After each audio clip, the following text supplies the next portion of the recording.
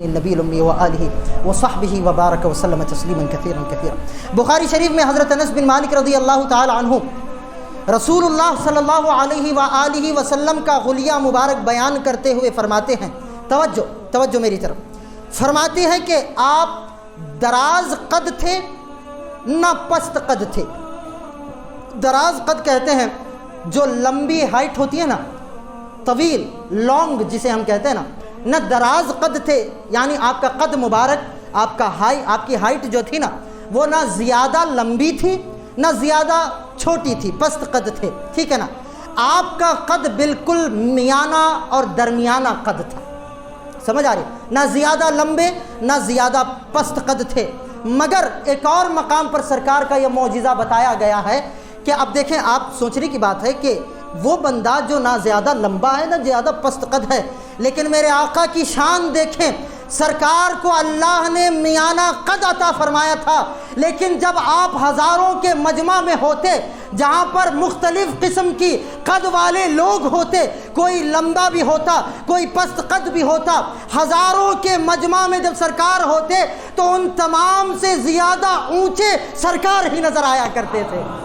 تمام سے زیادہ اونچے سرکار نظر آیا کرتے تھے۔ یہ سرکار کا معجزہ تھا، جب عام طور پر کوئی دیکھتا تو محسوس کرتا کہ میانہ قد ہے، اور جب ہزاروں کے مجمع میں ہوتے تو ہزاروں میں تو کوئی پست قد بھی ہوتے ہیں، لمبے قد بھی ہوتے ہیں، مگر آقا کا معجزہ دیکھیں، کوئی آپ سے زیادہ لمبا نظر نہیں آتا۔ آپ ہی کی یہ شان تھی کہ ہزاروں کے مجمع میں سب سے اونچے سرکار نظر آیا کرتے تھے، سبحان اللہ۔ اور اس کے بعد میں آپ فرماتے ہیں کہ آپ کا کھلتا ہوا رنگ تھا، آپ کا رنگ جو تھا وہ کھلتا ہوا رنگ تھا کہ نہ گندمی تھا نہ بہت زیادہ سفید تھا۔ گندمی جو گیہوں کلر ہوتا ہے نا، جو اہل ہندوستان کے اکثر لوگوں کا یہی کلر رنگ ہے، تو حضرت انس بن مالک فرماتے ہیں سرکار کا جو رنگ مبارک تھا نہ گندمی تھا نہ بہت زیادہ سفید تھا، آپ کا رنگ کھلتا ہوا تھا، اور آپ کے مبارک بال جو گیسو مبارک تھے نہ پوری طرح گھنگرالو تھے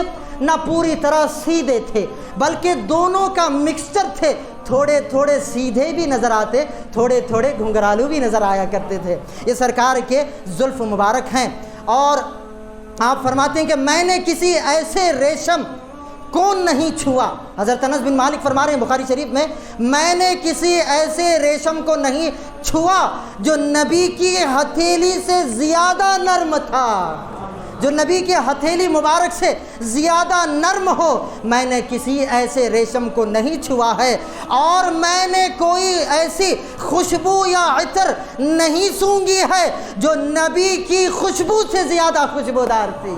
سبحان اللہ سبحان اللہ۔ شمائل ترمذی اور شفا شریف وغیرہ میں آپ کے بارے میں سرکار کے تعلق سے لکھا گیا ہے کہ نبی پاک صلی اللہ علیہ وآلہ وسلم کا مبارک رنگ جو ہے نا وہ سفید تھا، جس میں سرخی مائل ہوا کرتی تھی، یعنی گورا رنگ تھا آپ کا، نہ مکمل گورا نہ ہی گندمی، ایسا نورانی رنگ تھا، اللہ اکبر، اسے ہم کیا بیان کر سکتے ہیں، اور جس میں سرخی مائل تھی، یعنی سرخ کہتے ہیں لال کو، ٹھیک ہے نا، لال رنگ، اور جو ہے یہ سفید لوگوں میں حسین و جمیل کی جو خوبصورتی ہے نا، یہ لال رنگ اور بھی بڑھاتا ہے، اور یہ انسان کی فطرت میں ہے، جب کوئی خوبصورت انسان دیکھے اور اس میں سرخی مائل ہو تو اس کی خوبصورتی میں چار چاند لگ جایا کرتے ہیں۔ تو سرکار کے رنگ مبارک میں بھی جو ہے ہلکی ہلکی سرخی مائل تھی، اور دنیا میں یہ رنگ بھی پسند کیا جاتا ہے، سبحان اللہ۔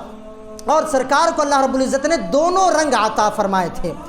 حضرت کعب بن مالک رضی اللہ تعالی عنہ فرماتے ہیں کہ جب حضور علیہ الصلوۃ والسلام خوش ہوتے تھے تو آپ کا چہرہ انور اس طرح چمک اٹھتا تھا، محسوس ہوتا کہ گویا کہ 14ویں کا چاند چمک رہا ہے۔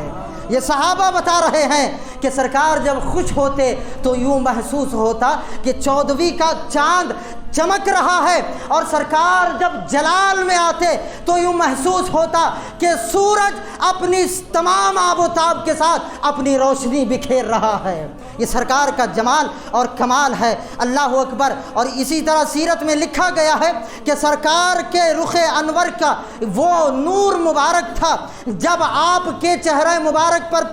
پسینے کے قطرات رونما ہوتے تو یوں محسوس ہوتا کہ سرکار کے چہروں پر موتی چمک رہا ہے، سبحان اللہ، موتیاں چمک رہے ہیں۔ یہ مصطفیٰ کریم علیہ الصلوۃ والسلام کا حسن و جمال تھا، اور آپ کا حلیہ مبارک تھا، سبحان اللہ، اور آپ کے پسینے میں وہ خوشبو ہوا کرتی تھی کہ مہنگے سے مہنگے، قیمتی سے قیمتی خوشبو، عطر اور مشک و عنبر میں بھی وہ خوشبو نہیں ہوتی تھی جتنی خوشبو میرے آقا کے پسینے میں ہوا کرتی تھی۔ اور یہ حقیقت ہے، یہ مسلم ترین بات ہے کہ صحابہ کرام علیہم الرضوان میرے آقا علیہ الصلوۃ والسلام کو ان کی خوشبو سے پہچان لیا کرتے تھے کہ ہاں اس راستے سے میرے آقا کا گزر ہوا ہے۔